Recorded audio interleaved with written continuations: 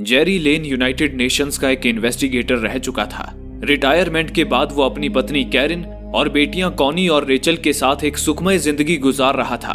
अपनी बेटी रेचल के जन्मदिन के मौके पर जेरी परिवार के साथ घूमने निकला था, लेकिन वो सुबह कुछ अजीब थी। फिलाडेल्फिया शहर की सड़कों पर हर तरफ लंबा ट्रैफिक जाम लगा था। कई हेलीकॉप्टर्स शहर के ऊपर गश्त लगा रहे थे और सड़कों पर लोग दौड़ते भागते नजर आ रहे थे। जेरी ने समाचार सुनने के लिए कार का रेडियो ऑन किया। रेडियो पर बताया जा रहा था कि दुनिया में एक अज्ञात महामारी तेजी से फैल रही है।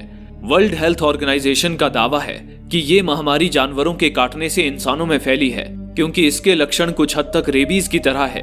अब तक 12 देश इस महामारी की चपेट में आ चुके हैं। इसी दौरान सड़कों पर पुलिस की गाड़ियां भागती नजर आई। जेरी हालात का जायजा लेने कार से बाहर आया, तभी अचानक उनसे थोड़ी दूर एक धमाका हुआ, जिससे सड़कों पर भगदड़ मच गई। इतने में ही एक पुलिस वाले ने अपनी बाइक जेरी के पास रोकी और जेरी को कार के अंदर जाने को कहा। जेरी घबराकर कार के अंदर आ गया। उसी पल अचानक पीछे रफ्तार से आती एक बेकाबू ट्रक उस पुलिस वाले को रौंदती हुई आगे निकल गई और ट्रैफिक में फंसी गाड़ियों को टक्कर मारती हुई आगे बढ़ती रही। जेरी ने उसी वक्त अपनी कार उस ट्रक के पीछे लगा दी। वो ट्रक की आड़ लेकर ट्रैफिक से निकलना चाहता था, पर आगे एक स्क्वायर पे आकर वो ट्रक एक दूसरी ट्रक से टकराकर पलट गई। जेरी कार दूसरी दिशा में मोड़कर वहां से निकलने लगा, पर तभी एक के बाद एक 2 गाड़ियां जेरी की कार से टकरा गई। खुशकिस्मती से एयरबैग की वजह से जेरी और उसके परिवार की जान बच गई। जेरी और कैरिन ने बच्चों को कार से बाहर निकाल लिया, पर बाहर हर तरफ भगदड़ मची हुई थी। कुछ तो था जिनसे वो डरकर भाग रहे थे। तभी देखते ही देखते एक औरत गुर्राती हुई एक कार की विंडशील्ड पर कूद पड़ी और पागलों की तरह अपने सिर से ही विंडशील्ड को ठोक ठोक कर फोड़ डाला। फिर वो किसी जानवर की तरह कार में सवार आदमी पर झपटी और अपने दांतों से उसके हाथ पर काटकर वहां से भाग गई। अगले ही पल दर्द से छटपटाते हुए उस आदमी के शरीर में बदलाव होने शुरू हो गए और करीब 12 सेकंड्स में ही वो आदमी भी उस औरत की तरह खूंखार हो गया, मानो उसका दिमाग उसके वश में ही ना हो।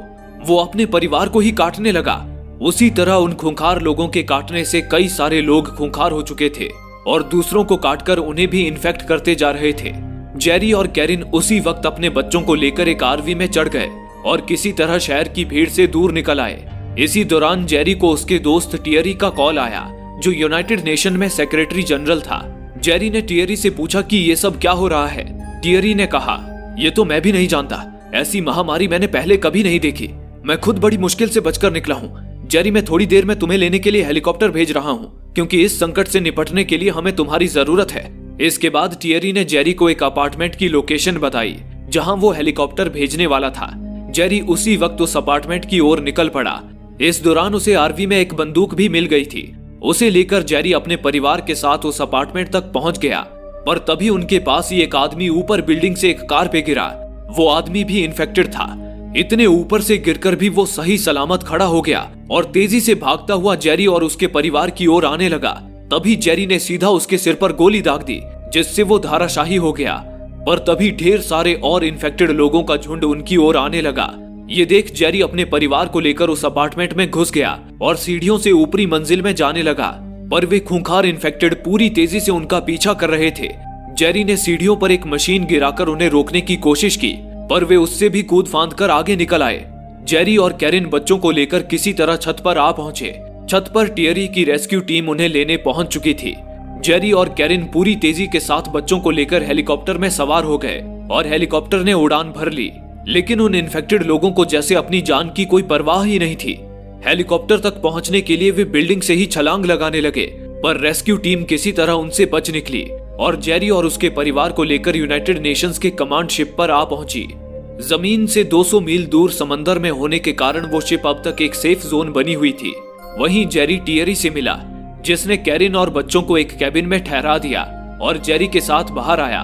टियरी ने बताया, प्रेसिडेंट मर चुके हैं और बाकी गवर्नमेंट अधिकारियों का भी कोई पता नहीं है। अब कोई भी शहर सुरक्षित नहीं है और बाकी देशों का भी यही हाल है। ये इन्फेक्शन इन्फेक्टेड लोगों के काटने से तेजी से फैल रहा है। कोई नहीं जानता कि ये इन्फेक्शन क्या है और इसकी फैलने की शुरुआत कहां से हुई। इस दौरान उस बेस पर साइंटिस्ट की एक टीम भी मौजूद थी, जो उस इन्फेक्शन के सोर्स का पता लगाने की कोशिश में जुटी थी। उनका मानना था कि ये इन्फेक्शन किसी वायरस के कारण फैल रहा है, जिसे वे लोग ज़ॉम्बी वायरस का नाम दे रहे थे।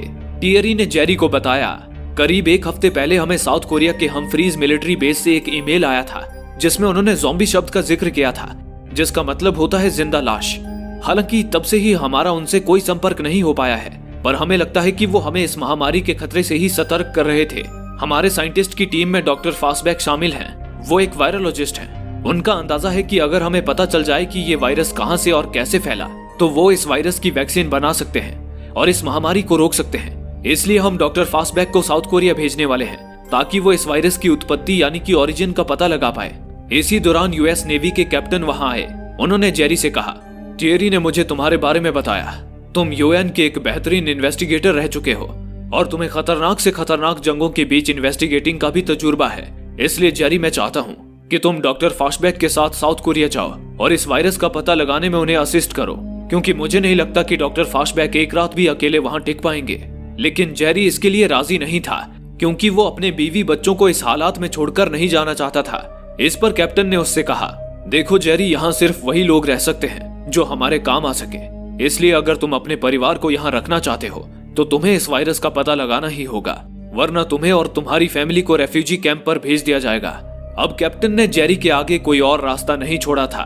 जेरी अपने परिवार को अलविदा करके फास्टबैक और एक मिलिट्री टीम के साथ साउथ कोरिया के लिए रवाना हो गया। एक लंबे हवाई सफर के बाद वे लोग साउथ कोरिया के हम्फ्रीज मिलिट्री बेस पर लैंड हो गए। मिलिट्री टीम की अगुवाई में जेरी फास्टबैक को लेकर प्लेन से बाहर जाने लगा। तभी उन्होंने देखा कि आसपास इन्फेक्टेड लोगों का जमावड़ा लगा हुआ था, पर शायद अंधेरे के कारण इन्फेक्टेड उन्हें देख नहीं पा रहे थे। फास्टबैक हाथ में गन लिए डर से कांप रहा था। तभी अचानक ही अंधेरे से निकलकर एक इन्फेक्टेड उन पर हमला करने आया, पर एक सोल्जर ने उन्हें देख लिया और गोलियों से भून दिया। लेकिन उस आवाज से सारे इन्फेक्टेड उनकी ओर आकर्षित हो गए। फास्टबैक डर के मारे वापस प्लेन के अंदर भागा, पर तभी वो फिसल कर गिर पड़ा और उसकी गोली उस पर ही चल गई, जिससे फास्टबैक की मौके पर ही मौत हो गई। इतने में ही मिलिट्री की एक दूसरी यूनिट वहां पहुंची, जो पहले से ही वहां मौजूद थे। वे लोग जेरी और बाकी टीम को लेकर एक बंकर के अंदर आ गए। वहां आते ही जेरी ने उस मिलिट्री टीम के कैप्टन से पूछा, क्या ये इन्फेक्टेड आवाज से आकर्षित होते हैं? इस पर कैप्टन ने कहा, हाँ, ये आवाज से आकर्षित होते हैं। ये इतने खतरनाक हैं कि गोलियों का इन पर कुछ खास असर नहीं होता, इसलिए इन्हें जला देना ही बेहतर है। फिर कैप्टन ने जेरी से पूछा, तुम कौन हो और तुम्हारा वो अनाड़ी साथी कौन था जो अपनी ही गोली का शिकार हो गया? इस पर जेरी ने कहा, वो एक वायरोलॉजिस्ट था और हम यहाँ वायरस के बारे में पता लगाने आए थे, क्योंकि यूएस नेवी को 11 दिन पहले यहाँ से एक ईमेल मिला था जिसमें ज़ॉम्बी शब्द का जिक्र था। क्या तुम उसके बारे में कुछ जानते हो? इस पर कैप्टन ने कहा, हम भी यहाँ उस ईमेल की छानबीन करने ही आए थे। ये बताकर कैप्टन उसे एक कमरे में ले आया, जहाँ उन्होंने कई सारे इन्फेक्टेड लोगों को जलाकर राख कर दिया था। कैप्टन ने जेरी को बताया, जब हम यहाँ आए तो इस कमरे में 15-16 लोग एक आदमी को बेड से बांधने की कोशिश कर रहे थे। वो आदमी इन्फेक्टेड था और उसने उन सारे लोगों को काट लिया था, लेकिन कुछ ही देर में वे सब भी इन्फेक्टेड हो गए और मजबूरन हमें उन्हें जलाना पड़ा। ये सुनकर जेरी ने पूछा, ये आदमी जिसे ये लोग बेड से बांध रहे थे, क्या तुम्हें पता है कि इसे किसने काटा था? कैप्टन ने बताया, यहाँ के एक कर्नल ने हमें बताया था कि ये आदमी इस बेस का डॉक्टर था। इसे एक सोल्जर के मौत की पुष्टि के लिए एक गांव में भेजा गया था। दरअसल कुछ समय पहले वो सोल्जर इस बेस से भाग गया था, लेकिन कुछ दिन बाद वो एक गांव वालों को अजीब हालत में मिला। गांव वालों का कहना था कि उसके मुंह से कुछ टार जैसा काला तरल निकल रहा था और वो अचानक ही गांव वालों को काटने की कोशिश करने लगा। तब गांव वालों ने उसे गोली मार दी और उसे तबेले में बांध दिया। शायद वो सोल्जर भी वायरस से इन्फेक्टेड होगा और उसने डॉक्टर को काट लिया होगा। इसलिए जब डॉक्टर वहां से वापस लौटा तो वो भी इन्फेक्ट हो चुका था और अपने ही मरीजों को काटने लगा था, और फिर ये सब हुआ। ये सुनकर जेरी ने कहा, वो कर्नल जिसने तुम्हें ये सब बताया वो कहाँ है? इस पर कैप्टन ने जली हुई लाशों की ओर इशारा किया। वो कर्नल जलकर राख हो चुके उन इन्फेक्टेड लोगों में से एक था। उसकी सिर्फ उंगलियां ही बाकी रह गई थी। ये देखना खौफनाक था कि शरीर के बिना भी उसकी उंगलियों में हलचल हो रही थी। इस पर जेरी ने कहा, क्या तुम जानते हो वो सोल्जर कैसे इन्फेक्ट हुआ होगा? इस पर कैप्टन ने कहा, हमें नहीं पता और अब हम पता लगा भी नहीं सकते, क्योंकि सारे रिकॉर्ड्स जल चुके हैं। न जाने ये वायरस कहां से आया होगा। इसी दौरान जेरी ने एक सोल्जर को लंगड़ाकर चलते हुए देखा और उससे पूछा, कहीं तुम्हें भी तो इन्फेक्टेड ने नहीं काटा? इस पर कैप्टन ने कहा, ये तो इसकी पुरानी बीमारी है, लेकिन ये बड़ा किस्मत वाला है। जब हम यहाँ आए तो ये अंदर छानबीन करने घुसा। उसी वक्त पर 6-7 इन्फेक्टेड लोगों ने इसे घेर लिया। ये उनके बीच में ही खड़ा था, पर उन्होंने इसे छुआ तक नहीं। सच में लकी आदमी है ये। इसी तरह बातें करते हुए वे लोग वहां से निकल रहे थे। तभी जेरी को वहां जेल में बंद एक कैदी नजर आया, जो पागलों की तरह कुछ बड़बड़ाए जा रहा था। उसके बारे में पूछने पर कैप्टन ने बताया, ये हमारे ही देश का एक CIA एजेंट है। साउथ कोरियंस ने इसे गैर कानूनी तरीके से नॉर्थ कोरियंस को गन्स बेचते हुए पकड़ा था। एक नंबर का सनकी है ये सुन जेरी उस एजेंट के पास आया। सचमुच अजीब था वो। उसने अपने ही हाथों से लगभग अपने सारे दांत उखाड़ लिए थे। जेरी ने उससे पूछा, तुमने नॉर्थ कोरिया को गन्स क्यों बेचे? क्या गन्स की मदद से वो वायरस से बच पाए? इस पर उस एजेंट ने मुस्कुराकर कहा, गन्स वो तो बस उनकी अधूरी कोशिश थी। उन्होंने वायरस से बचने का इससे भी खौफनाक उपाय निकाला। ये बताते हुए उस एजेंट ने अपना एक और दांत उखाड़ दिया और कहा, वो उपाय था ये। उन्होंने इन्फेक्टेड लोगों की ताकत ही छीन ली। 24 घंटों के अंदर ही उन्होंने अपने 23 मिलियन लोगों के पूरे दांत ही उखाड़ लिए। अच्छा आइडिया था। दांत नहीं होगा तो इन्फेक्टेड लोग किसी को काट नहीं पाएंगे और इन्फेक्शन फैलेगा ही नहीं। ये सुन जेरी ने कहा, ये तो पागलपन है। पर एजेंट ने भड़कते हुए कहा, पागल वो नहीं, हम हैं जो विज्ञान के भरोसे बैठे हैं। हमें भी ऐसा ही कोई उपाय करना चाहिए था, जैसे कि नॉर्थ कोरिया ने किया और इजराइल ने भी। पर इजराइल ने क्या किया? जेरी ने पूछा। इस पर एजेंट बोला, महामारी फैलने से पहले ही उन्होंने कुछ ही दिनों के भीतर ही अपने देश के चारों ओर ऊंची दीवार खड़ी कर दी। इस पर जेरी ने चौंक कर कहा, लेकिन वो लोग तो हजारों सालों से वहां दीवार खड़ी कर रहे हैं। एजेंट बोला, वही तो सोचने वाली बात है। आखिर हजारों सालों से चला आ रहा काम पिछले हफ्ते ही क्यों खत्म हुआ? एजेंट ने आगे कहा, यर्गन वॉन ब्रंड, इजराइल के जेरूसलम का ये आदमी तुम्हारे सारे सवालों का जवाब दे सकता है। ये जानकारी मिलते ही जेरी ने अपनी टीम से कहा, प्लेन रेडी करो, हम जेरूसलम जा रहे हैं। हालांकि उस वक्त जेरी का प्लेन तक पहुंचना भी काफी मुश्किल था, क्योंकि बंकर के बाहर ढेरों इन्फेक्टेड का जमावड़ा लगा हुआ था। हालात को देखते हुए कैप्टन ने जेरी और एयरप्लेन के पायलट को साइकिल पर प्लेन की ओर भेजा, ताकि ज्यादा शोर भी ना हो और वे जल्दी प्लेन पर पहुंच जाए। इसके बाद कैप्टन और उसकी टीम उनकी हिफाजत के लिए छुपकर उनकी निगरानी करने लगी। जेरी और पायलट अपनी पूरी ताकत के साथ साइकिल के पहियों को कुचलते हुए आगे बढ़ रहे थे, पर तभी आगे चलकर पायलट का कपड़ा फेंसिंग तारों में फंस गया। उससे आजाद होने की जद्दोजहद में वहां बहुत ज्यादा शोरगुल मच गया, जिससे इन्फेक्टेड तूफान की तरह उनकी ओर दौड़ पड़े। जेरी और पायलट अपनी पूरी तेजी के साथ साइकिल पर भागते रहे।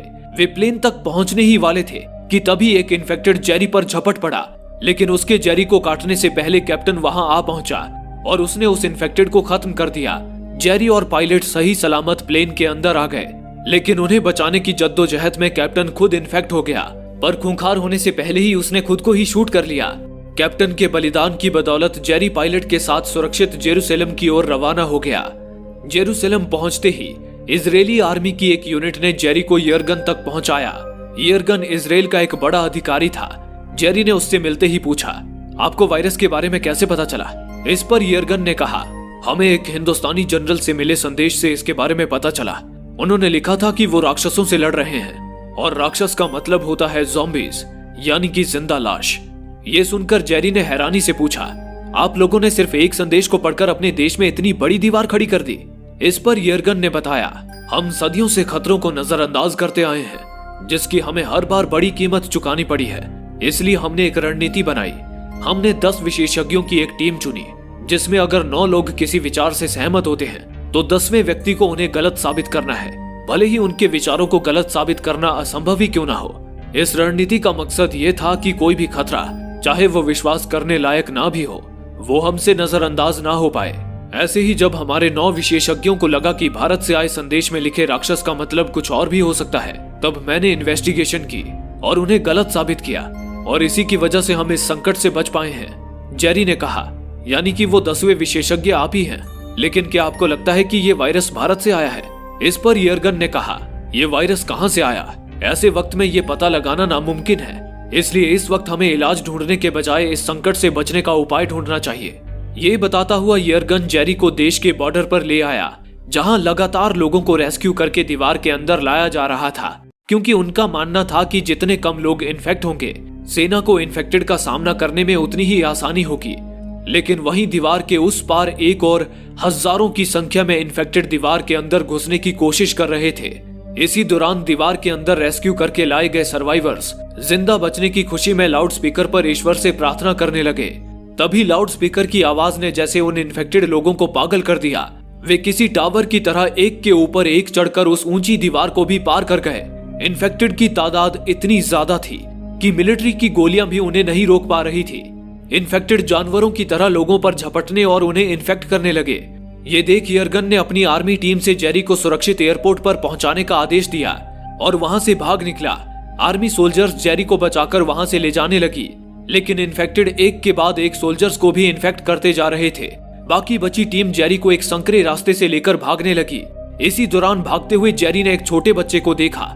देखकर ही लग रहा था कि वो बच्चा कैंसर या किसी बीमारी से पीड़ित है। इन्फेक्टेड झुंड के झुंड उस बच्चे के पीछे ही थे। उसका बचना अब नामुमकिन था, पर तभी कुछ अजीब हुआ।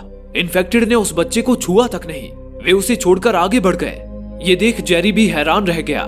जेरी आर्मी टीम के साथ लगातार भागता रहा, पर तभी एक इन्फेक्टेड ने उस टीम की एक फीमेल सोल्जर के हाथ में काट लिया। ये देख जेरी ने बिना एक पल सोचे खंजर से उस लड़की का वो हाथ ही काट दिया।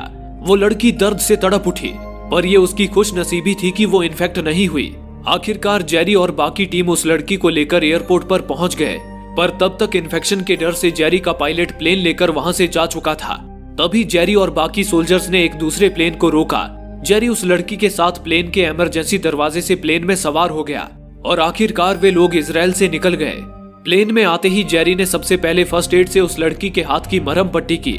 उस लड़की ने जान बचाने के लिए जेरी का शुक्रिया अदा किया और जेरी को सीगन के तौर पर अपना परिचय दिया, पर उसने दुख जताते हुए कहा, हाथ के बिना तो अब मैं केवल बोझ बनकर रह गई। ये सुनकर जेरी के दिमाग में एक बात आई। उसे याद आया कि साउथ कोरिया में इन्फेक्टेड ने लंगड़ाकर चल रहे उस बीमार सोल्जर को इन्फेक्ट नहीं किया था और यहाँ उन्होंने उस बीमार बच्चे को नजरअंदाज कर दिया था। साथ ही जेरी ने कुछ और लोगों को भी देखा था जो बीमार लग रहे थे और इन्फेक्टेड उन्हें नजरअंदाज कर रहे थे। इससे जेरी को समझ आया कि बीमार लोगों का शरीर इस वायरस के लिए सिर्फ एक बोझ है, इसलिए इन्फेक्टेड केवल स्वस्थ लोगों को इन्फेक्ट करते हैं। जेरी को अब इस वायरस की कमजोरी पता चल चुकी थी। उसने उसी वक्त टियरी को कॉल किया और उससे किसी रिसर्च लैब का एड्रेस मांगा जो वायरस की वैक्सीन बनाती हो। जेरी ने एयरप्लेन के पायलट से टियरी की बात कराई। टियरी की टीम ने पायलट को कार्डिफ शहर का एड्रेस दिया, जहां वर्ल्ड हेल्थ ऑर्गेनाइजेशन का एक रिसर्च सेंटर था और वो शहर उनकी लोकेशन से करीब भी था। इसके बाद उन्होंने कार्डिफ शहर की ओर रुख कर लिया। इसी दौरान प्लेन के पीछे के कैबिन में एक अजीब वारदात हो रही थी। एक डॉग बाथरूम की ओर देखकर लगातार भौंके जा रहा था। उसे देख एक अटेंडेंट वहां आई और उसने बाथरूम के डोर का लॉक खोल दिया, पर ना जाने क्यों वो कुत्ता दुम दबाकर वहां से भाग निकला। तभी अचानक बाथरूम के अंदर से गुर्राता हुआ एक इन्फेक्टेड बाहर आया और उस अटेंडेंट पर झपटकर उसे काट लिया। कुछ ही सेकंड्स में वो अटेंडेंट भी खूंखार हो गई और देखते ही देखते उन्होंने एक के बाद एक लोगों को काटना शुरू कर दिया। उनका शोर शराबा सुन जेरी ने पर्दे के पीछे से उस कैबिन में झांक कर देखा। अंदर सारे लोग इन्फेक्ट हो चुके थे। जेरी ने अपने कैबिन के सभी लोगों से शांत रहने को कहा और उनके साथ मिलकर बैग्स और ट्रॉली से दरवाजे को पैक करने लगा, पर तभी एक बैग गिरने से वहां शोर मच गया और सारे इन्फेक्टेड उस कैबिन की ओर दौड़ पड़े। जेरी किसी तरह अपनी जान बचाता हुआ सीगन के पास आया। उस वक्त तक प्लेन के सारे पैसेंजर इन्फेक्ट हो चुके थे। जेरी को अब बचने का कोई रास्ता सूझ नहीं रहा था। तभी उसने सीगन के पास एक ग्रेनेड देखा। उसने वो ग्रेनेड आगे एक खिड़की पर दे मारा, जिससे प्लेन में एक बड़ा सा होल हो गया और सारे इन्फेक्टेड प्लेन से बाहर उड़ गए। जेरी ने सीगन को एक सीट पर बिठाया और खुद भी एक सीट पर बैठकर सीट बेल्ट बांध लिया, पर अब प्लेन कंट्रोल से बाहर हो चुकी थी। पायलट ने एक जंगल में प्लेन की इमरजेंसी लैंडिंग कराई, पर उस लैंडिंग में प्लेन के परखच्चे उड़ गए। उस क्रैश में सारे लोग मारे गए। हालांकि जेरी और सीगन सीट पर होने के कारण बच गए थे, पर जेरी के पेट में एक लोहे का पुर्जा घुस गया था, जिससे जेरी बुरी तरह घायल हो चुका था। खुशकिस्मती से वे लोग कार्डिफ शहर के करीब ही क्रैश हुए थे। वहां पास ही एक WHO रिसर्च फैसिलिटी मौजूद थी। सीगन और जेरी किसी तरह संभलते हुए फैसिलिटी तक आ पहुंचे, पर वहां आने तक जेरी की हिम्मत जवाब दे गई और वो बेहोश हो गया।